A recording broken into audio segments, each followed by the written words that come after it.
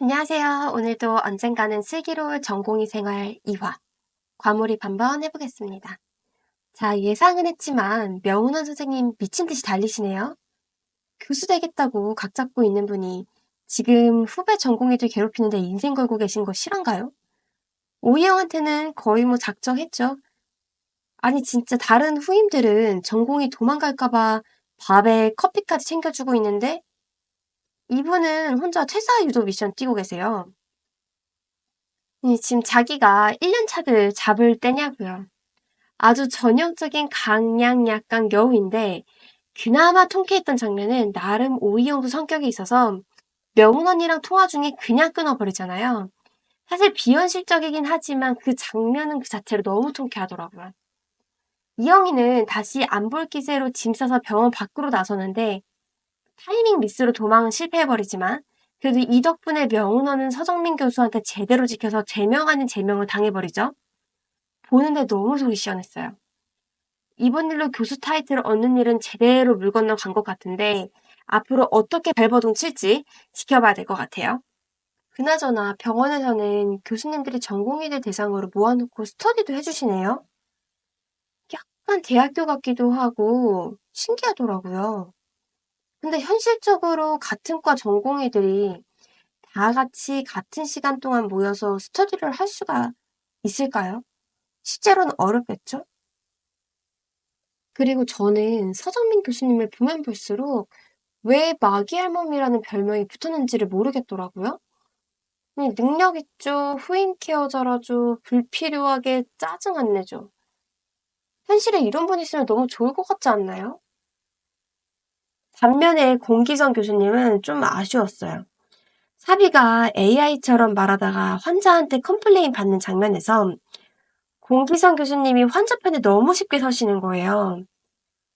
환자가 저런 사람은 의사하면 안 되는 거 아니냐 이렇게 말을 했을 때 네, 어쩌다 이런 일이. 이렇게 말씀을 하시면서 즉각 환자의 말에 동조한단 말이에요. 물론 사비가 많이 부족하긴 하죠. 하지만 이렇게 환자가 홧김에라도 의사의 자격에 대해서 이야기를 할 때 환자의 말에 동의를 해버리면 사비는 의사로서 환자 앞에 설 수가 없을 것 같아요. 컴플레인하는 환자 기분 좀 달래주려고 맞장구 친 건가 싶기도 하지만 그래도 이건 아닌 것 같다는 생각이 들더라고요.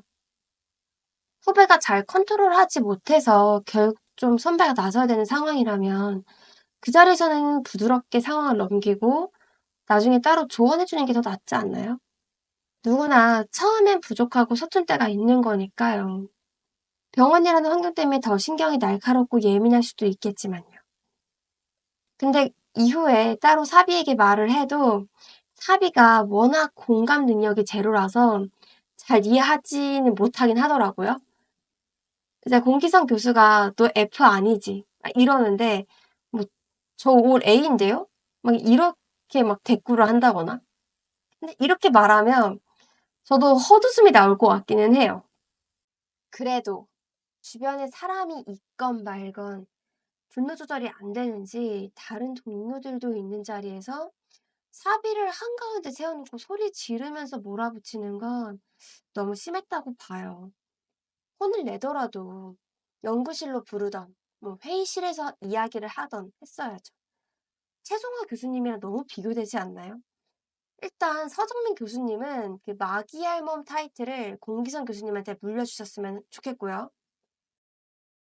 이 와중에 명은호는 또 하나 했습니다. 이영희한테 응급수술이라며 수술방 급하게 예약해놓고 정작 본인은 환자랑 수다 떨며 하하호호 웃으면서 슬슬 내려오는데 그 장면 진짜 화나더라고요. 진심으로 말하지만 이영희는 그냥 갤럭시로 바꾸세요.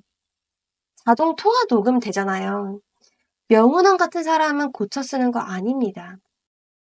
회차가 지나도 개선될 여지가 전혀 없을 것 같아요.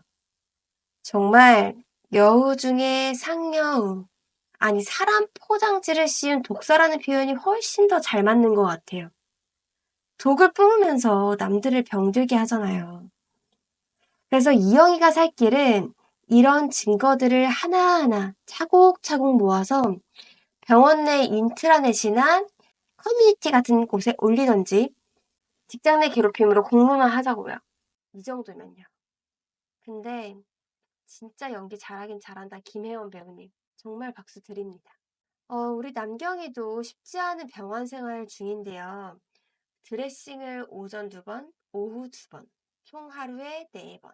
정확한 시간에 맞춰서 해달라는 환자의 부탁처럼 보이는 요구가 있었잖아요.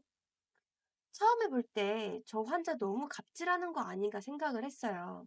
4번, 5번 요청해 볼 수는 있지만 병원도 병원의 루틴이 있고 다른 상황이라는 것들이 있는데 자기가 원하는 시간과 횟수를 요구하는 게 자연스러워 보이진 않았거든요.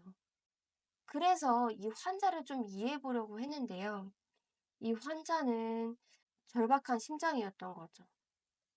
낫고 싶은 절박감. 좀 잘한다는 의사가 와서 나를 봐주면 상태가 호전되지 않을까 하는 심정. 몸이 힘들고 아프니까 기분이 좋을 수가 없고요. 아프니까 짜증이 날 수밖에 없는 거겠더라고요.